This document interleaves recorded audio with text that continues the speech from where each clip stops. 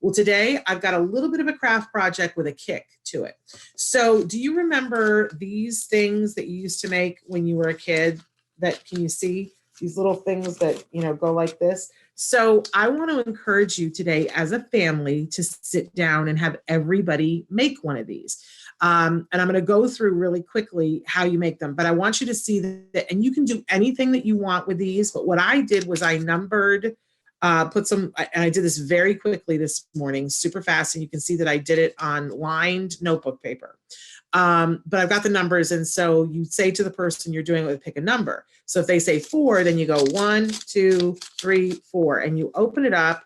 And I've got 2 choices here of what it says. I know it's probably hard for you guys to read, but I wrote 4 separate things on the inside, 4 emotions: bored, anxious, scared, and frustrated.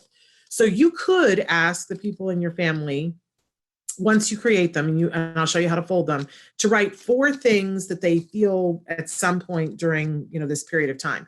And so now when you've picked the number and you've done it, they get to choose between the two. What are you feeling right now?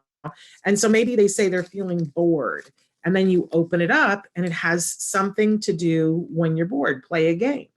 Or I go to anxious. What's one thing you can do when you're anxious? And I say, take 10 breaths. Or what can you do when you're frustrated? A lot of our kids are frustrated right now with the whole online school thing. You can ask for help. What can you do when you're scared? You can call a friend. So those are just 4 little things. And then in the centerpiece, I drew a little picture of what is a happy place in my head, someplace with water and a tree. I know I did this very fast, but here's the thing.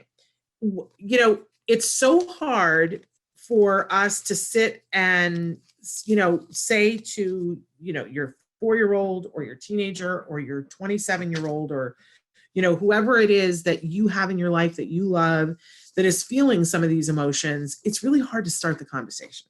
Let's be honest, right? And everybody is a little bit bored and a little bit overwhelmed, but busy hands tend to be less anxious hands. So we do this craft and we say, we're going to sit down and do this. But then you say to them, you know, what it's a little bit that behavioral momentum thing that we were talking about.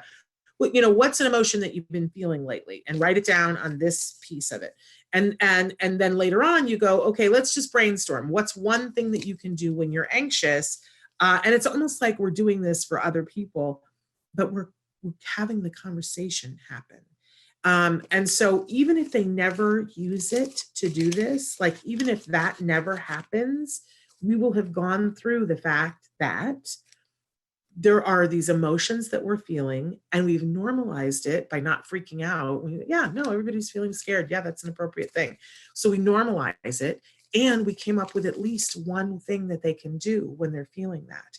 And we didn't make it into this big psychological, you know, we did a craft, and we got out arts, you know, and craft things. And we did this, and we had some fun, and we had some conversation. We occupied some time. We, you know, really had a meeting of the minds, and we gave them tips on what to do. Well, I don't know why I'm whispering, like somebody's going to overhear and know that we're doing it. Okay. So the thing is that to be able, if you can't remember, the thing is to be able to do this is you got to start with a square piece of paper. Now, I got out the lined notebook paper, and I had to turn my rectangle into a square. And all you have to do that is you fold over and make a triangle, and then you take this excess. And this is a great thing. You know, you might go, oh, Shannon, I don't have scissors. This old school, we used to do this when I was in school, when we were bored in study hall. And you just teach your kiddo to fold the piece of paper back and forth until the fold is like, it's like the paper gets tired. And then you teach them how to rip it. And we also teach them, if it's not perfect, it's not the end of the world. Okay, so that's how you turn a rectangle into a square. And I'm going to move now to the bigger piece of paper that has colors on it, right? Because it's easier, I think, for you to see. And the first thing that we want to do once we have the square is fold it into fourths, so that we're really making a grid for ourselves, right? So that we've got the square, but now we've got 4 squares. And whichever way you want to do it, we want to start folding our paper, take each corner and fold it into the center, like this. See, I just took it and folded it into my center. And I want to do that on all 4 sides. I'm sure that the rustling of the paper is making you all crazy. I apologize. So I'm going to fold this in. Oopsie, what did I just do? I just lost you guys entirely. There we are. Okay, so I'm going to fold it in on all 4 sides, because really what I'm doing is I'm taking the big square and I'm turning it into a smaller square. So see, I folded in all 4 of those papers, so I made 4 triangles together, and now I've got a smaller square. This is what it looks like from the back. Now I'm going to turn it over to this back, and I'm going to take each one of those corners and fold it into the middle. Is it all coming back to you now?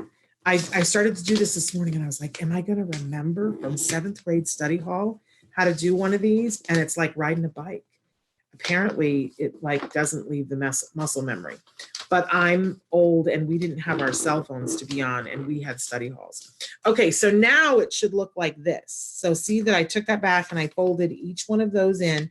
And if this isn't working for you, know that there are videos online that cover this. So now what I want to do is I want to take this side that has the flaps that are sticking up, and I want to fold it into itself like this.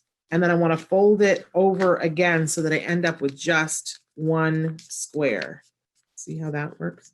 Okay, now as I open it up, I want to find, there's these little flaps. I want to find and stick my fingers in them, and then I'm going to push it in, and voila, we have our thing. And now I can decorate whatever I want. You can put letters or numbers or anything on the outside. Then you open it up to lay flat. And on each one of these flaps, you would write an emotion that you're feeling or that you may feel during this isolation, right? Then you open up the flaps, and here you write something you can do about feeling that way, right? On each one of them. But this big center square in the middle is where I would draw my picture of my happy place. Now you can do this however you want. You don't have to write emotions, but that was just, I just think it's a great way to be able to talk with our kiddos about what they're feeling and normalize it, because it is normal to feel all of those things. And hey, they might say a different word that they're feeling. They might say lonely. They, their words, I mean, I used words that are my words, bored, scared, frustrated, and anxious.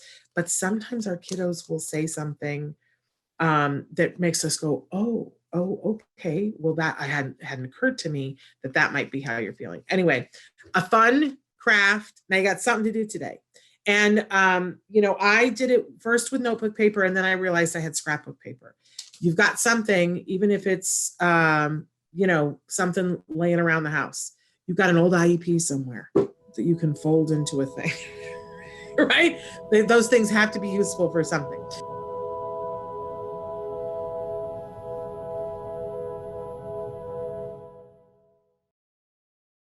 Hey, thanks for watching Autism Live. To subscribe, click here. And if you'd like to check out some more of our videos, click here.